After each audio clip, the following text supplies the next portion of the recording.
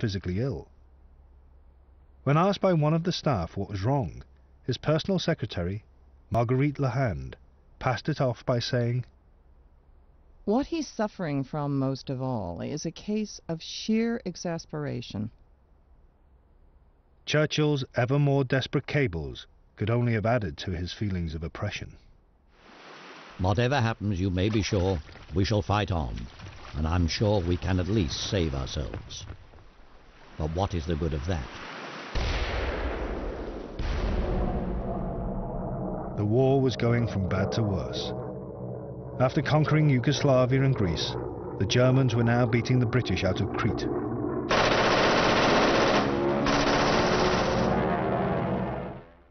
On May the 27th, Roosevelt got up from his bed and once again seemed to lay down the gauntlet to Hitler, declaring an unlimited national emergency. It is unmistakably apparent to all of us that unless the advance of Hitlerism is forcibly checked now, the Western Hemisphere will be within range of the Nazi weapons of destruction. But the skeptics in Roosevelt's cabinet, like Harold Ickes, saw it only as glib words. There was no lift to his speech. Right at the end, he did declare a total emergency. But to declare a total emergency without acts to follow it up means little. In Berlin, Roosevelt's speech was eagerly analyzed by Joseph Goebbels. "We must wait and see what he does next. In any case, there is no talk of war at present. At the moment, he doesn't dare."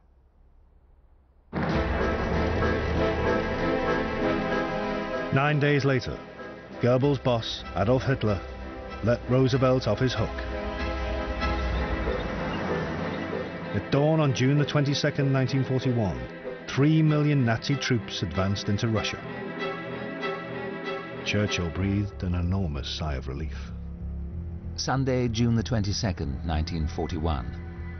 On going to bed, the PM kept on repeating how wonderful it was that Russia had come in against Germany when she might so easily have been with her.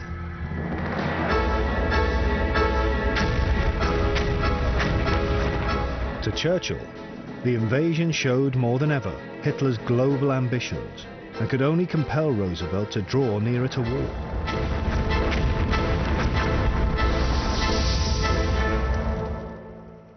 But Roosevelt drew a different, more subtle conclusion.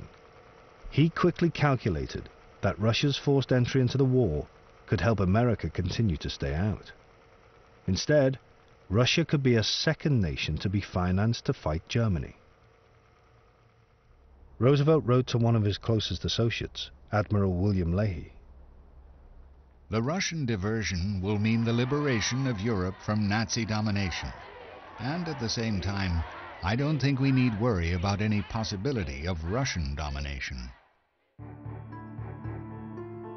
After his psychological crisis in May, Roosevelt suddenly felt liberated. He swung into action, asking Congress to supply Stalin with everything he demanded, with no strings attached, and chiding his government into action. He said, "I am sick and tired of hearing that the Russians are going to get this and they're going to get that. The only answer I want to hear is that it is underway." He directed most of his fire at Stimson, who looked thoroughly miserable. In his outburst today, the President said that we must get the Russians the arms, even if it was necessary to take them from our troops, and I felt very badly about it. He was really in a hoity-toity humor and wouldn't listen to argument.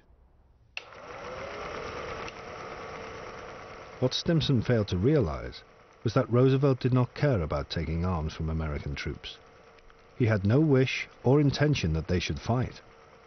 That was for British and Russian soldiers to do, with weapons supplied by the United States.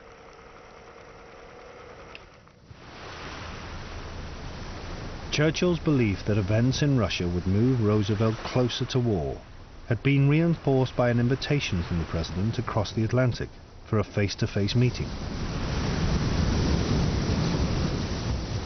Before he sailed, Churchill had confided to Queen Elizabeth, I do not think our friend would have asked me to go so far for what must be a meeting of worldwide importance, unless he had in mind some further forward step.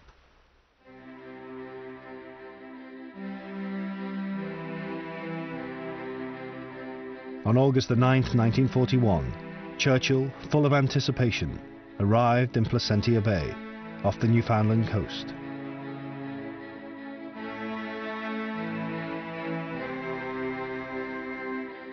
Roosevelt, supported by his son Elliot, was waiting. According to Elliot's account of their first dinner, Churchill immediately seized his chance to make a direct appeal to the president. Churchill reared back in his chair. He slewed his cigar around from cheek to cheek, and always at a jaunty angle. For a time his talk was colored over with an insistent note of pleading. You've got to come in beside us. If you don't declare war, Declare war, I say, without waiting for them to strike the first blow. They'll strike it after we've gone under. You must come in if you are to survive.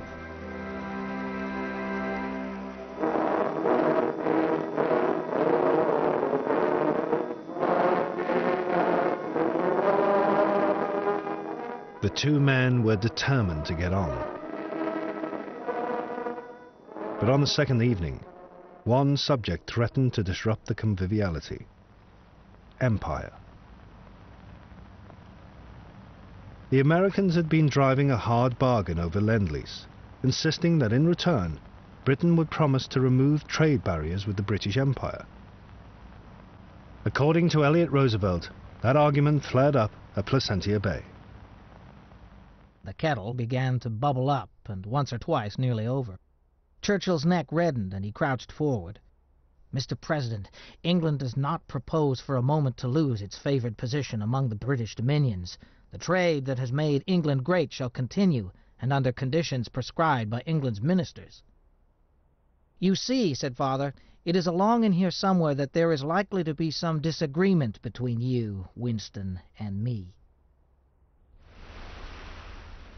For the moment, the argument was natured, and Churchill left Placentia Bay full of optimism.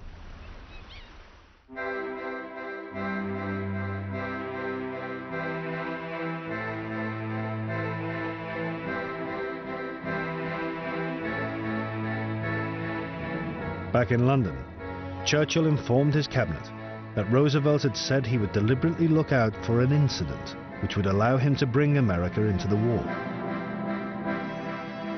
The President has said that he will wage war but not declare it, and that he will become more and more provocative. But in Washington, Roosevelt was giving a very different interpretation of the meeting in Placentia Bay. He told the press, "There has been an interchange of views, that's all. The country is no closer to war." For Churchill, Roosevelt's words were another shattering disappointment. He cabled Harry Hopkins, the president's closest political associate.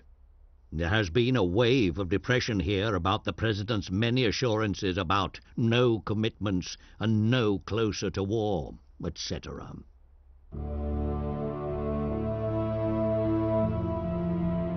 Churchill's one remaining hope was for the sort of incident he claimed Roosevelt had privately talked of.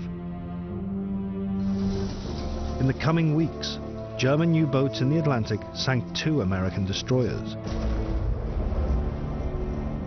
Roosevelt finally agreed to allow American warships to escort merchant shipping in the Atlantic, and responded with his toughest words yet. When you see a rattlesnake poised to strike, you do not wait until he has struck before you crush him. Then, in the sinking of a 3rd American destroyer, over 100 crew died in the USS Reuben James. Churchill sent Roosevelt his condolences. 2nd of November 1941. I am grieved at the loss of life you have suffered with the Reuben James. I salute the land of unending challenge. But this most deadly incident yet brought no further action.